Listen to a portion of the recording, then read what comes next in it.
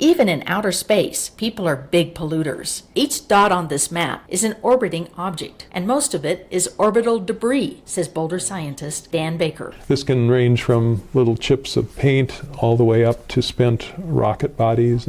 While that debris is a problem, nature creates a bigger hazard: killer electrons in a magnetized zone around the Earth called the Van Allen belts. We know, we've observed them to cause very significant problems for spacecraft that are operating in space. Killer electrons also come from atmospheric testing of nuclear weapons. Especially in the 1960s, there were nuclear explosions that put huge amounts of radiation into space that caused many satellites to die because of radiation damage.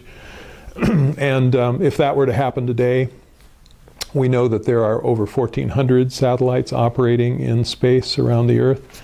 And all of those could be subject to very severe consequences if we started pumping more radiation into space. Global treaties ban nuclear weapons tests in the atmosphere. Baker worries anyway. There are nations, for example, North Korea and others that may be thinking once again, and who may not be adherents to such treaties, that this might be an interesting way to mess with modern technology.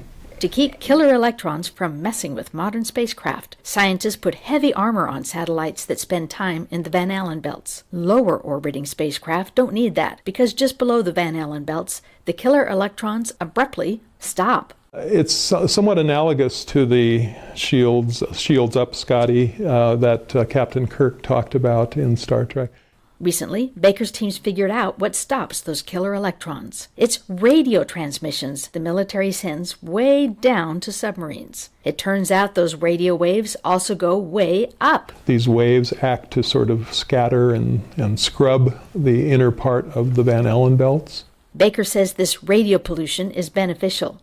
Berkeley, California space sciences researcher John Bonnell agrees. It's a fascinating technology that could enable, in the future, us to explore, more of the solar system with people, with robots. Bonnell adds this doesn't mean we're ready to make Star Trek-like space shields yet, but notes that new discoveries lead to new technologies. For VOA News, I'm Shelley Schlender in Boulder, Colorado.